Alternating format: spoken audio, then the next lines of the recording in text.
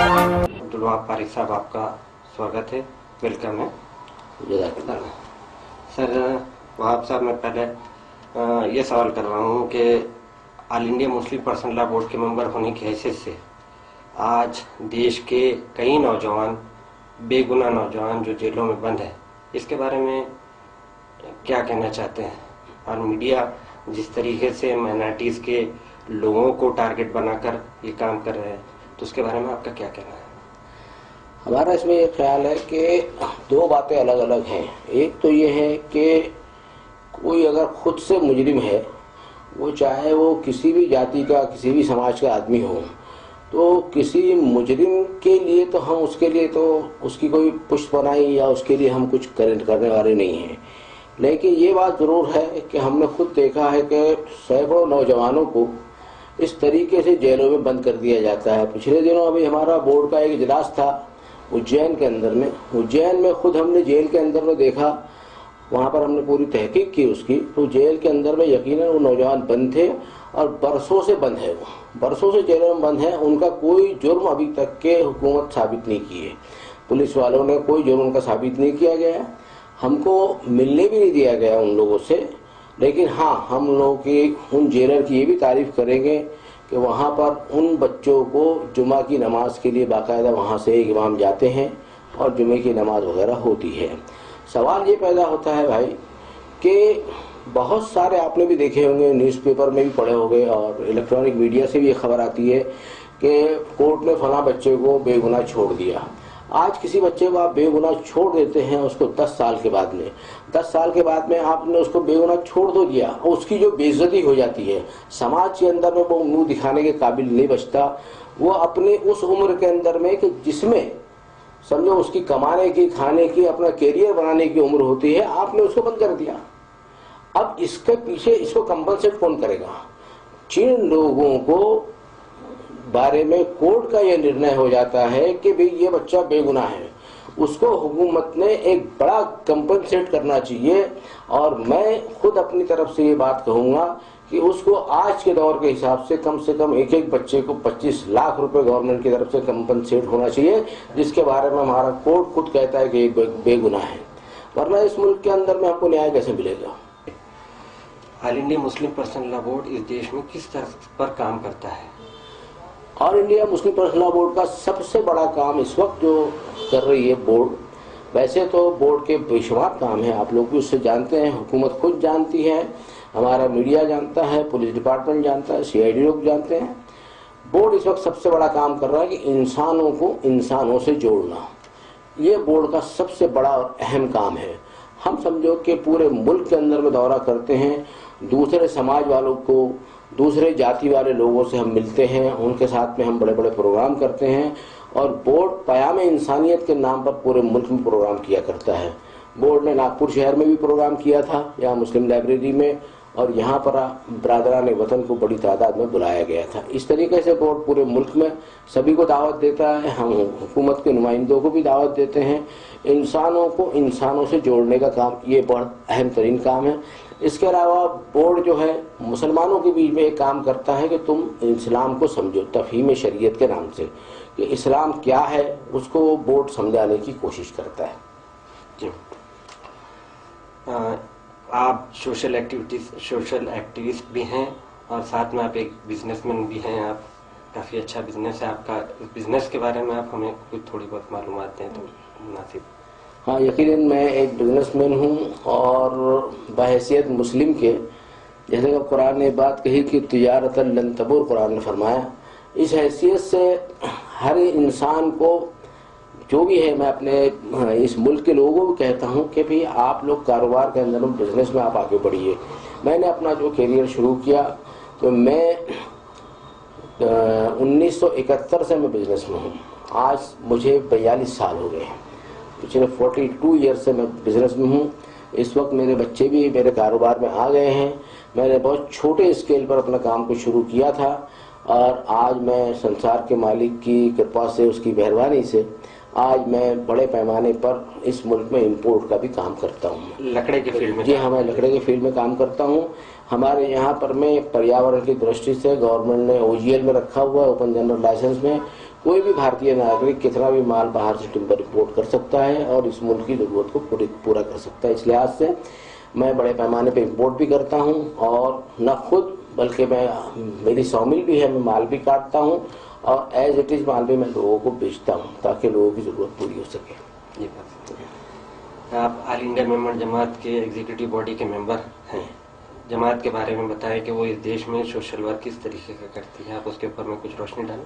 जी, all India member जमात का जो काम है इसमें ये लोग गरीबों को मदद करते हैं, स्टूडेंट्स को मदद करते हैं जो तालिब इल्म फीस नहीं दे सकते, जिनके पास में पैसा नहीं होता, जो डॉक्टर इंजीनियर बनना चाहते हैं, जो बड़े काम करना चाहते अपनी ज़िंदगी में वो आगे बढ़ना चाहते हैं लेकिन पैसा नहीं होने की वजह से जो गरीब तबका है, जो बच्चे पढ़ नहीं पाते, उनको असल में क्या है कि इस वक्त जो है ना तालीम और इल्म बहुत बड़ा मसला है।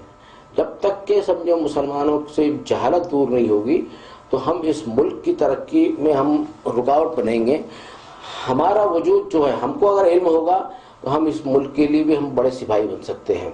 तो मेमन जमात ये भी काम करती है, इज्तिमाई निगाह का काम करती है और ऐसे बीमारों को इलाज के लिए पैसे देती हैं जो कैंसर और इस किस्म के जो घातक मर्ज है जो इंसान की जानलेवा साबित हो सकते हैं, ऐसे गरीब लोगों के लिए वो मदद करते हैं। और उसमें जो पैसे वाला तबका होता है उन लोगों से, पैसे वाले तबकों से पैसा लेता है मेमन जमात और उन गरीब लोगों को देता है जो उसके ज़रूरतमंद है। आप मजलिस तालीमुल कुरान के अमीर होने की हैसियत से मजलिस तालीमुल कुरान के बारे में हमें बताएंगे। मजलिस तालीमुल कुरान इसका वजूद आज इसको कायम होने के लिए 61 साल हो गए हैं। हज़रत मौलाना अब्दुल करीम पारिक साहब रहमतुल्लाह अलैह ये नागपुर नहीं और इंडिया नहीं बल्कि एक आलमगीर शख्सियत हैं जो समझो कि दुनिया उनको जानती है, पूरी दुनिया में वो जाने जाते हैं। अब तो चूँकि समझो कि उनकी डेथ हो गई और इस वक्त वो हमारे बीच में दुनिया में नहीं है। जब तक के हज़रत पारिक साहब रहमतुल्लाह अलैह रहे तो उन्होंने ही मजलिस तालीमुल कुरान के काम को संभाला और दर्स कुरान के नाम से, लुग़तुल कुरान के नाम से और जो संसार के मालिक का जो पैगाम था इंसानियत के नाम पर, तो वो उस पैगाम को इंसानों तक के पहुंचाने का उन्होंने काम किया। न सिर्फ मुसलमानों में बल्कि बिरादरान वतन में और मुल्क में भी और गैर मुल्कों में भी जाकर के उन्होंने अमेरिका और इंग्लैंड और कहाँ जाकर के उन्होंने काम किया और 55 साल तक के मजलिस तालीम कुरान का उन्होंने काम संभाला। अभी गुज़िश्ता 6 साल से मैं उस काम को, उनके बाद में मैं उनकी जिम्मेदारी को मैं देख रहा हूँ और हमारे साथ में एक पूरी टीम है। अल्लाह का शुक्र अदा करते हैं इस बात पर कि हमारी पूरी टीम काम करती है और इसमें हमारा जो बेसिक जो तालीम है वो कुरान मजीद की तालीम होती है। जो वो लोग जो समझो कि तिलावत करना ही नहीं जानते उनको नाज़रे से कुरान पढ़ाना, जो लोग तिलावत करना जानते हैं उनको तर्जुमा कुरान पर डालते हैं, जिनको तर्जुमा कुरान पढ़ना आ जाता है उनको हम लुग़तुल कुरान से कि वो खुद कुरान मजीद में क्या है उसको सीख सकें और उसको समझ सकें, उनको वो समझ आ सके, इस पर हम कोशिश करते हैं। और फिर एक काम होता है दर्स कुरान के नाम पर। दर्स कुरान से ये है कि भाई लोगों को अमली तौर पर हम उसको डालना चाहते हैं कि भाई कुरान मजीद में जो ये अल्लाह का हुक्म है इस पर अमल करने की ज़रूरत है। ये काम हम करते हैं। आजकल मुसलमानों के अंदर में जो सबसे बड़ा मसला ये है कि विरासत में वो लोग हक़ अदा नहीं कर रहे हैं, तो उसके अंदर में क्या रहनुमाई करते हैं कि कुरान हदीस की बुनियाद पर क्या है उनके लिए रहनुमाई लोग बताएं। लोग क्या करते हैं ये एक अलग विषय है और कुरान मजीद में और हदीस शरीफ में अल्लाह के रसूल सल्लल्लाहु अलैहि वसल्लम ने जो बात इरशाद फरमाई है ये दोनों में एक बहुत बड़ा तफावत और फ़र्क पड़ गया है। हमारे यहाँ पर में क्या होता है कि दीन इस्लाम जो है वो किताब में है लेकिन अमली शक्ल में मौजूद नहीं है। आज हम बड़े बड़े घरों में दीनदार तबके में, दीनदार घरानों में इस बात को देख रहे हैं। असल में क्या है कि ये हुक्म जो आपने जो बात कही है ये सिर्फ और सिर्फ इसका ताल्लुक़ मुसलमानों से है, बिरादरान वतन से, गैर मुस्लिमों से इसका कोई ताल्लुक़ नहीं है। इसलिए मैं आपसे कहता हूँ कि जहाँ पर मैं सूरह निसा 4 नंबर की सूरत शरीफा और इसके दूसरे रुकू के अंदर में अल्लाह ताला ने विरासत के अहकाम को जारी किया है। अब जो विरासत का उसमें पूरा हुक्म जो जहाँ मौजूद है वहाँ अल्लाह ताला ने जो बात इरशाद फरमाई है कि वमन यासिल्लाह व रसूलहू وَيَتَعَدَّ حُدُودَهُ يُدْخِلْهُ نَارًا خَالِدًا فِيهَا وَلَهُ عَذَابٌ مُهِينٌ، کہ جو کوئی نافرمانی کرتا رہے گا اللہ اور اس کے رسول صلی اللہ علیہ وسلم کی اور ان دونوں کی مقرر کردہ حدود کو توڑ ڈالے گا، ہم اس کو ہمیشہ ہمیشہ کے لیے جہنم رسید کر دیں گے اور یہ اس کے لیے ذلیل کر دینے والا عذاب ہوگا۔ اس آیت کو سمجھنے کے لیے مجھے برسوں لگ گئے کہ پورے قرآن مجید کے اندر میں خلود جہنم اور ہمیشہ ہمیشہ جہنم میں رہنے کی بات اہل ایمان سے قرآن مجید نے نہیں کہی۔ قرآن مجید نے وہ لوگ جو منافق ہیں، وہ لوگ جو کافر ہیں، وہ لوگ جو متکبر ہیں، ان لوگوں کے لیے قرآن مجید نے خلود جہنم کی بات کہی ہے۔ یہ ایک اکیلی آیت قرآن مجید کے اندر میں ہے کہ اس کا خطاب جو ہے، اس کو خطاب کیا گیا مسلمانوں سے اور اس کو ڈال دیا گیا ہمیشہ ہمیشہ کے لیے جہنم میں۔ بڑی سوچنے والی بات ہے کہ اللہ تعالیٰ کو کیا ناراضگی ہوئی۔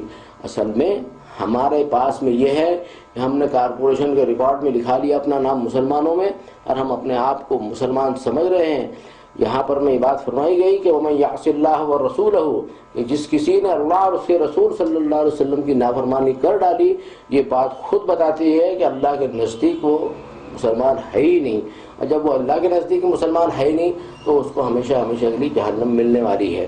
اب ہم دیکھتے ہیں پریکٹیکلی، میں خود ناگپور میں رہنے والا آدمی ہوں، میں نے خود دیکھا کہ میں نے قریب سے اپنی پوری اتنی بڑی زندگی میں آج میں ایک عمر کو پہنچ گیا ہوں، تو چند لوگوں کے سوا جن کو میں اپنی انگلیوں میں گن سکتا ہوں کہ میں مطلب اس بات کا گواہ ہوں خود کہ چند لوگوں کے علاوہ باقی کوئی لوگ وراثت میں صحیح طریقے سے حساب نہیں کرتے ہیں، اور یہ ظلم ہوتا ہے صرف بیٹیوں پر اور بہنوں پر، جس کے ہاتھ میں جو لگتا ہے وہ لے کر کے بیٹھ جاتا ہے۔ اور اس میں ہمارے علماء بھی جو ہے اس کو صحیح طریقے سے، جیسا انہوں نے جس طریقے سے اس کو ہینڈل کرنا چاہیے تھا، جمعے کی تقریروں میں یہ اس طریقے سے کہ عوام کے اندر میں یہ بات آئے۔ بہت سارے لوگوں کے اندر تو یہ اویئرنیس ہی نہیں ہے کہ بھئی بیٹیوں کا حق بھی ہوتا ہے۔ نہیں، وہ ایکسپلین نہیں کر رہے ہیں۔ ہاں، نہیں کر رہے نا۔ اچھا، کیوں کریں گے وہ؟ اصل میں کیسا ہے کہ وہ ایک سمجھو کہ ایک سیمت دائرے میں کام کرتے ہیں اس کے، اور یہ ایک ایسا ٹاپک اور ایسا سبجیکٹ ہے کہ آدمی ایمان سے باہر ہو جاتا ہے۔ تم کسی کو سمجھو آج تک کے اپنے زندگی کے اندر میں تم نے کسی کو ایمان کی دعوت تو دے نہیں سکے۔ جو اہل ایمان ہیں تم نے ان کو یہ چیز نہ بتا کر کے ان کو تم نے غیر مسلموں کے زمرے میں ڈال دیا، اور یہ بڑا بھیانک جرم ہے۔ للذکر مثل حظ الانثیین، قرآن نے فرمایا، یہ آیت خود بتاتی ہے کہ بیٹیوں کا حصہ تو ایسا ہے، اللہ تعالیٰ نے للذکر مثل حظ الانثیین بیان فرما کر یہ بات فرما دی کہ بیٹے کو حصہ ملے گا 2 بیٹیوں کے برابر۔ یہ آیت خود بتاتی ہے کہ بھی پہلے بیٹیوں کو ملے گا تو بیٹے کا حصہ طے ہوگا، بیٹیوں کو ملا ہی نہیں تو بیٹے کا حصہ بھی طے نہیں ہوتا۔ اس کو دینا جو ہے وہ فرض عین ہے، اور اگر جو کوئی اس میں خیانت کرتا ہے یا اس کی جو وہ کرتا ہے تو اس کے لیے تو آخرت میں عذاب تیار ہے، اور وہ ذلیل کر دینے والا عذاب اس کو ملنے والا ہے۔ آج کل کے جیسے حالات ہیں، جیسے آج اتراکھنڈ کے اندر میں جو حالات پیدا ہوں، اس کے بارے میں تو میں یہ کہوں گا کہ ظہر الفساد فی البر والبحر بما کسبت ایدی الناس، قرآن نے کہا کہ زمین میں فساد پھوٹ پڑا، زمین میں بھی اور سمندروں میں، اور یہ فساد اس لیے پھوٹ پڑا، یہ انسانوں کی اپنی کمائی ہے۔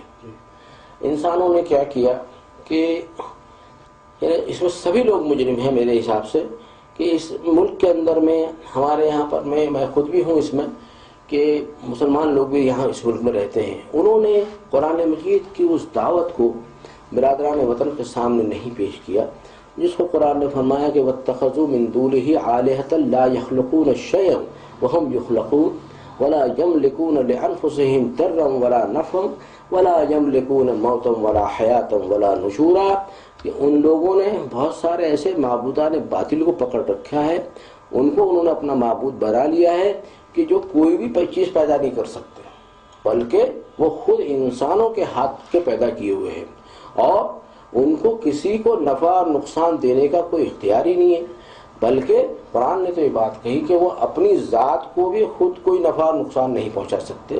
آج دنیا اس کا تماشا دیکھ رہی ہے، آج دیکھ لیجیے پوری دنیا دیکھ رہی ہے اس بات کو کہ جو چیز ہم نے پیش نہیں کی، اس میں میں برادران وطن کو مجرم نہیں کہتا، بلکہ میں مسلمانوں کو کہتا ہوں کہ بھی تم نے اس چیز کو پیش نہیں کیا جو چیز بتانے والی تھی.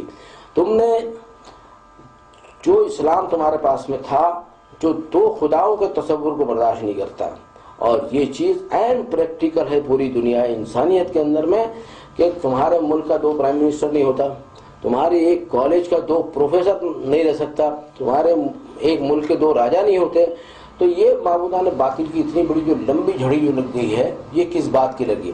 اس بات کے لیے اصل میں دیکھا جائے تو سب سے پہلے ہماری غلطی اس میں کیا ہوئی کہ مسلمانوں نے خود نے 360 بت رکھ دیے تھے بیت اللہ میں. یعنی ہم نے قرآن مجید کا پیغام اس دیش میں جو حق ادا کرنا چاہیے وہ نہیں کیا. اور جو نہیں کرنے کی بنیاد پر آج جو اتراکھنڈ میں ہم دیکھ رہے ہیں، مسلمانوں نے اگر اس کام کو اپنے ہاتھ میں نہیں لیا آج بھی، تو آنے والے کل میں وہ یہ نہ سمجھے کہ آج برادران وطن کو تکلیف پہنچ گئی ہم چھوٹ جائیں گے. یہی قہر اور یہی جباریت جو ہے، اس کا نمونہ مسلمان خود اپنی آنکھوں سے دیکھیں گے اگر وہ خود اس میں سدھرنے کی کوشش نہیں کریں گے. اور آخری سوال آپ سے یہ ہے کہ آج کل کے نوجوان جو بے روی کا شکار ہے، اس کے بارے میں آپ تھوڑا بتائیں. اس کے بارے میں یہ ہے کہ اس وقت دنیا کے اندر میں جو کچھ پاتا ہوں وہ یہ ہے کہ ایزی منی کانسیپٹ آ گیا ہے. ہر آدمی یہ چاہتا ہے کہ مجھے کم وقت میں زیادہ پیسہ مل جائے اور اس پیسے سے میں عیاشی کروں اور میں بے حیائی کروں. بے حیائی کا جہاں تک کہ معاملہ ہے، آج دیکھیے کہ موبائل ہے، انٹرنیٹ ہے، ٹی وی ہے اور دوسرے جتنے بھی ذریعے ہیں، آپ دیکھیے کہ اس سے بے حیائی خوب پنپ رہی ہے اور ہر سیکنڈ ہر جگہ پہ اویلیبل ہے. اور اس کا آپ تماشا دیکھنا ہے آپ کو، تو آپ دیکھیے کہ آپ کسی ٹی وی چینل کو جو صرف اور صرف نیوز کا چینل ہوتا ہے، نیوز کے لیے آپ نے چینل چالو کیا، کوئی ایڈورٹائزمنٹ آئے گی اور اس میں لڑکی کو بلکہ ہماری بیٹی کہنا چاہیے کہ ہماری بیٹی کو بے لباس کر دیا جاتا ہے اور وہاں پر میں جو مرد ہوتا ہے وہ پورے کپڑے پہن کے رہتا ہے.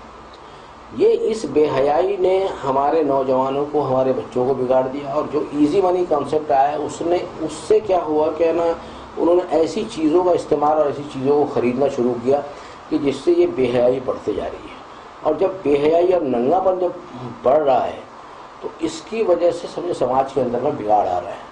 اور اس بگاڑ کی حد یہ ہے کہ آپ دیکھیے کہ جناب رسول اللہ صلی اللہ علیہ وسلم نے جو بات ارشاد فرمائی ہے کہ آخر زمانے میں ایسا ہوگا کہ اس بے حیائی کی وجہ سے ایسا دور آئے گا کہ بھائی اپنی بہن سے بدکاری کرے گا. اگر سمجھو کہ اس دور کے اندر میں ہم نے اس بات کو نہیں چھوڑا، دیکھیے اللہ کے رسول صلی اللہ علیہ وسلم کی پیشن گوئی ہے، یہ پوری ہونے والی ہے، لیکن ہم کو اس بات کی کوشش ضرور کرنی چاہیے کہ ہم اور آپ اس میں شامل نہ ہوں. اس بات کی کوشش کرنا چاہیے. اور تم اپنے بچوں کو کسی چیز سے بچا نہیں سکتے جب تک کہ ان کے دلوں میں اللہ کا خوف تم نے پیدا نہیں کیا. ابھی رمضان آنے والے ہیں، رمضان میں کوئی ہمارا چھوٹا 7 سال کا بچہ بھی اگر روزہ رکھتا ہے تو وہ ایک قطرہ پانی نہیں پیتا. کون سی چیز اس کو روکتی ہے؟ اس کو صرف اللہ کا خوف روکتا ہے. اور اس خوف کو پیدا کرنے کی ضرورت ہے. بلکہ آپ سمجھو آپ کوئی دوسری چیز سے آپ بچوں کو روک بھی نہیں پائیں گے.